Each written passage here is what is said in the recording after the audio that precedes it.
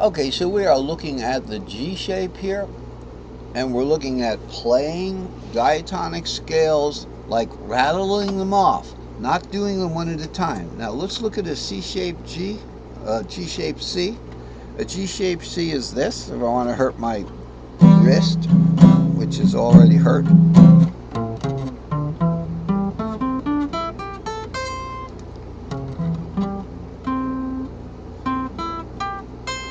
Okay, that's a G-shaped C. What we want to do is, sure, I can rattle off the pentatonic. Okay, I can almost rattle off the tritonic, but I can't do the tritonic by memory. I can do it by looking at the intervals, and we also know that the tritonic fits into the pentatonic. So if you can do the pentatonic, then you can do the tritonic because it fits right into the pentatonic. All right? But what about the diatonic? Sure, I can look at the notes that I've put on here in the key of C.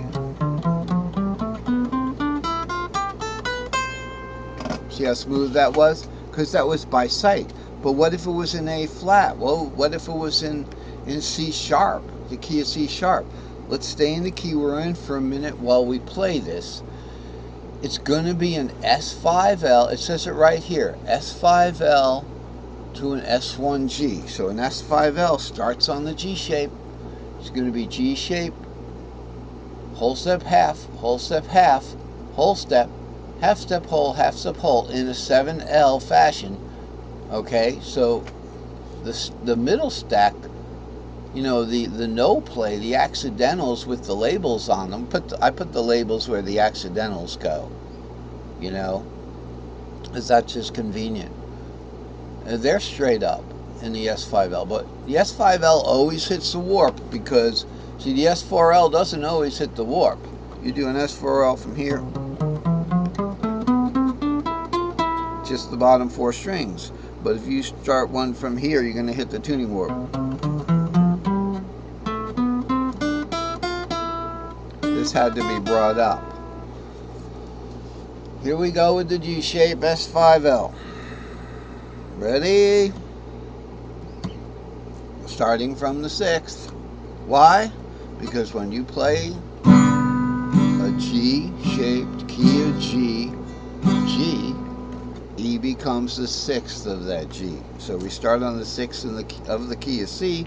We're going to play a G-shaped C.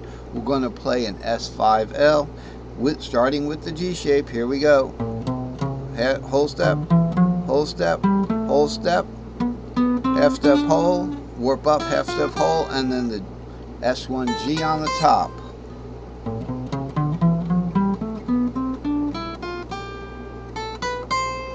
If I wanted to do that in the key of E, let's say, one of my favorite keys, right? So what's the 6th of E? Is C sharp. Let's find a C sharp right here. We're going to play that S5L, G shape.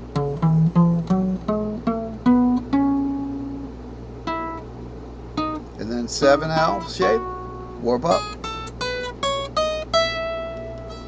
Let's try that one more time. C sharp, S5L. Yeah, we're gonna have to play S5L is a 7L shaped pattern. Remember that, folks. Please don't forget.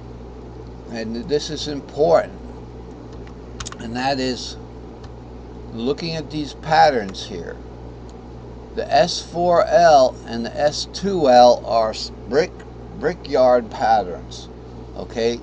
The S5L and the S3L are 7L patterns. They're more fancy, you know. You wouldn't want to do, you know, too much like that. It's almost like a cornerstone kind of thing, an entranceway. You could do it to it, whatever it is. They're not straight up. They're 7L shaped. These are square. These are 7L shaped. Let's do our G. We're working on our G. Now notice this is the G shape here. Okay, so I mean, if I wanted to start that from the C sharp, I could just look at these notes and play it.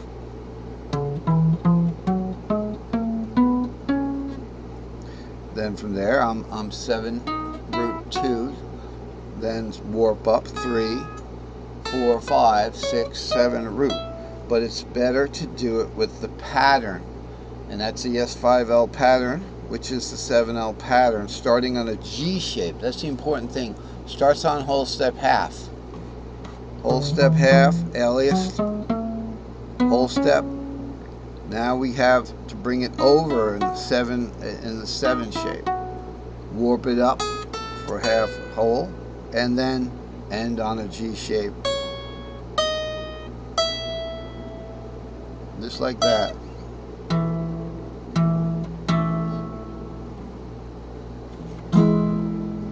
Whoa, find us an E somewhere. Okay, so let's keep it going. We got to keep it going here. We've done C, A, G. Let's do E. We kind of just did an E, so why don't we skip to the D shape? I mean, I kind of did an E shape there for you. I actually did an E key of E instead of an E shape C. Let's look at the D shape here. Give me a box to draw. Alright, and let's get rid of what we don't want to see, is kind of mask out what we don't need right here. Alright, so now we've got our D-shape information. Now the words is this is like the wordy forecast. It's going to be partly cloudy. This is it. This is like the actual satellite photograph here, down here. Okay, that's the difference. Alright, and this is the forecast. The root to the fourth to the fifth kind of thing. So remember, this S3L doesn't just go with this D, and that doesn't line up like that. This is a tripentatonic superimposing the tripentatonic, the pentatonic scales. 1, 4, 5, D shape. Fourth of D is G, fifth of G is A, D is A. Okay, so it's going to be, let's look at what's the satellite forecast here. So we're going to have an S3L, an S2L, and a D shape on top. Remember, most of these things are going to be 5 strings and then the shape on top. And I want to talk about E for a second after this, because that brings up something. So we're going to start with a D shape. D shape starts on the 2. I'm going to play it way down here so I don't have to hurt my wrist more than it's hurt already. And I'm not sure how that happened. But, so here's an S3L, S2L, D shape on top.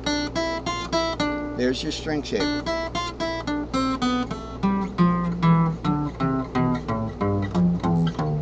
There's your D-shaped diatonic. You can play it anywhere now. I don't have to just look at those colored notes and say, wow, this is easy. I can play it in D shape starts on the 2nd. If I want to play it in F, G is the 2nd of F. Remember, it's an S3L, S2L, S3L, S2L into an S1D.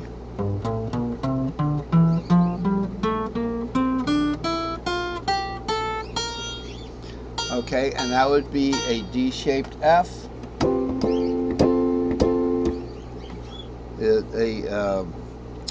How is that now? We did a D-shaped. All right, let's try that one more time. So we're in the key of F. We're going to do a D-shaped F. It's going to be an S3L, S2L, and a D shape.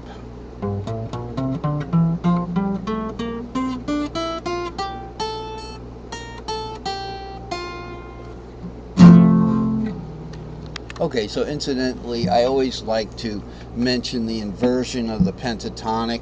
So if we have our F root pentatonic, the D-shaped inversion starting on the 2nd is going to be.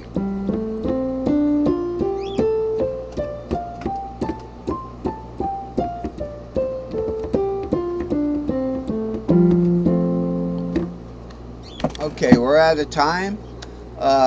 Click the link below or put together the URL and go to the Facebook group page for the full resolution charts and the full length video.